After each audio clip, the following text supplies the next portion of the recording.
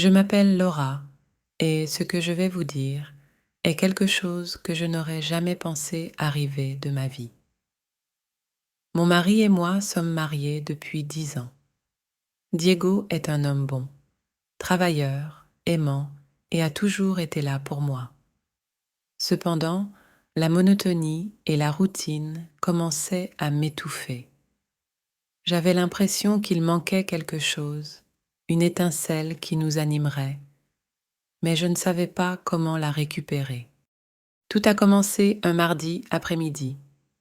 Il y avait une fuite dans la cuisine qui nécessitait une réparation urgente. Diego était au travail, comme toujours, alors j'ai appelé un plombier. À son arrivée, j'ai été surprise par son apparence. Grand, fort, avec un sourire éclatant. Il s'est présenté comme étant Manuel.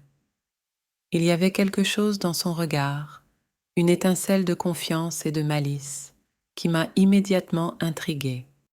Pendant que je travaillais, nous essayions d'avoir une conversation informelle.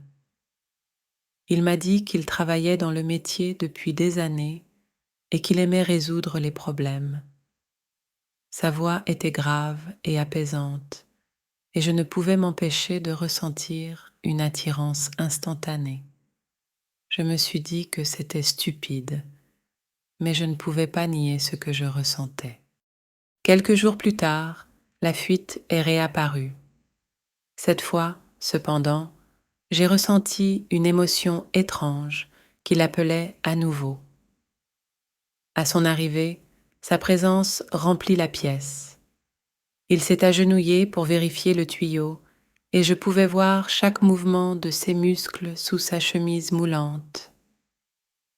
J'ai essayé de me concentrer sur autre chose, mais mon esprit ne pouvait pas s'éloigner de lui.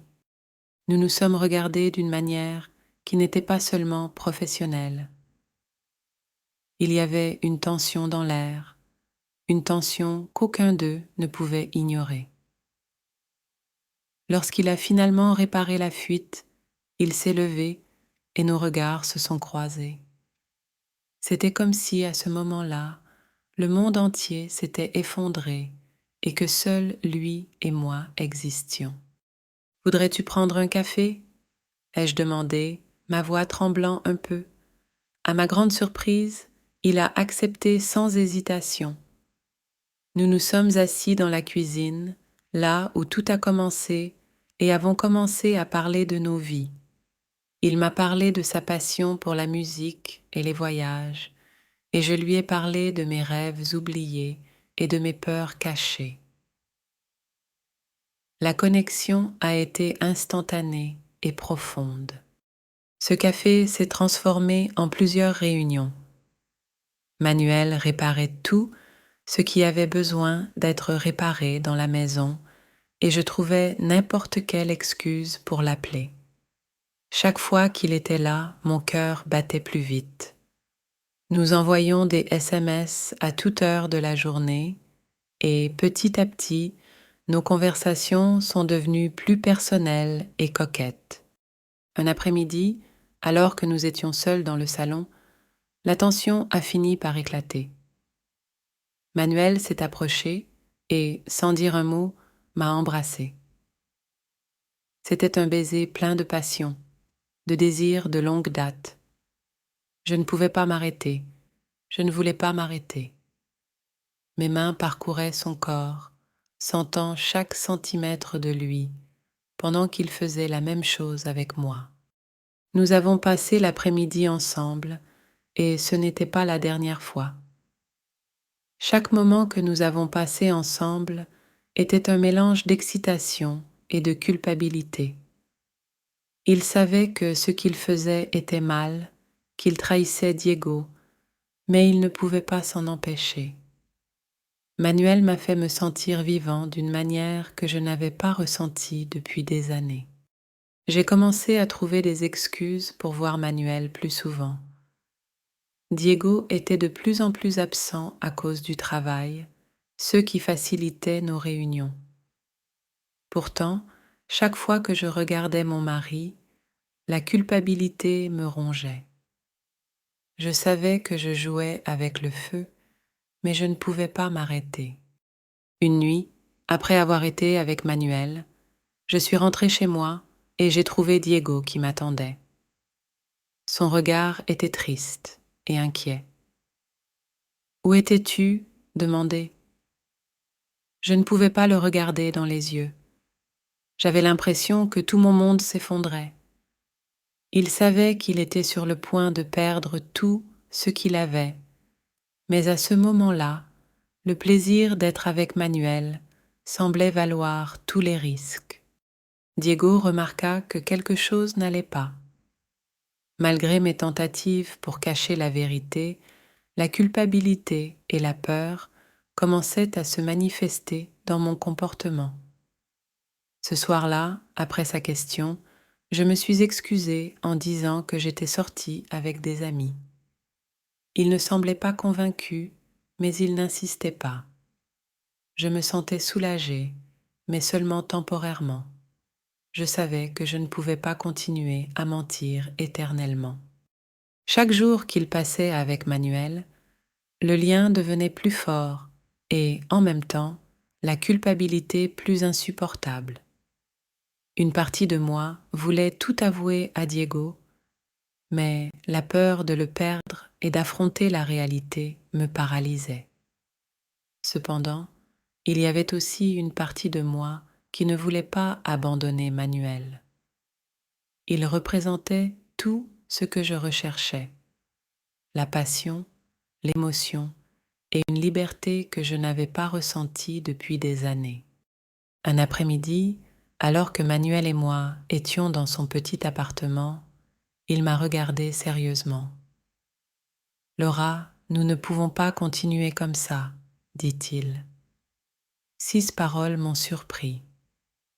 Nous nous faisons du mal et faisons du mal aux autres. Nous devons prendre une décision. Je savais qu'il avait raison, mais l'idée de choisir entre Diego et Manuel me terrifiait.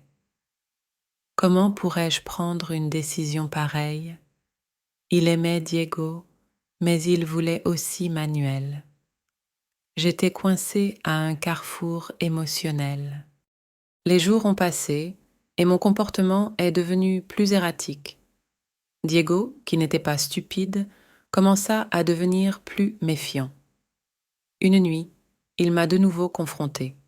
« Laura, je sais que quelque chose se passe.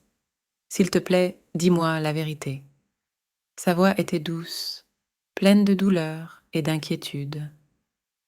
Mes yeux étaient pleins de larmes. Je ne pouvais pas continuer à le cacher. « Diego, j'ai vu quelqu'un d'autre. » Ai-je finalement avoué, la voix tremblante.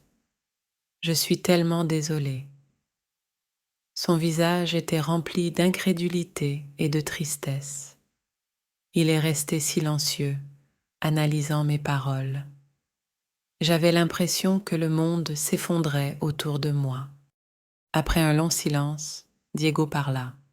« Qui est-ce » Sa voix était un murmure, comme s'il ne voulait pas entendre la réponse. « C'est le plombier, Manuel, » répondis-je. L'incrédulité sur son visage s'est transformée en colère. « Le plombier? Vraiment, Laura ?» Je ne savais pas quoi dire. Il avait commis une terrible erreur et aucun mot ne pouvait la réparer. Diego s'est levé et a quitté la maison, me laissant seule avec ma culpabilité et mes regrets. J'ai passé la nuit à pleurer, sachant que j'avais détruit mon mariage. Le lendemain, Diego revint. Il avait passé la nuit chez un ami. Nous nous sommes assis pour parler et ce fut l'une des conversations les plus douloureuses de ma vie. J'ai expliqué ce que j'avais ressenti, comment la monotonie et le manque de passion m'avaient amené à chercher quelque chose en dehors du mariage. Ce n'était pas une excuse, je voulais juste qu'il comprenne ce qui m'avait amené à ce point.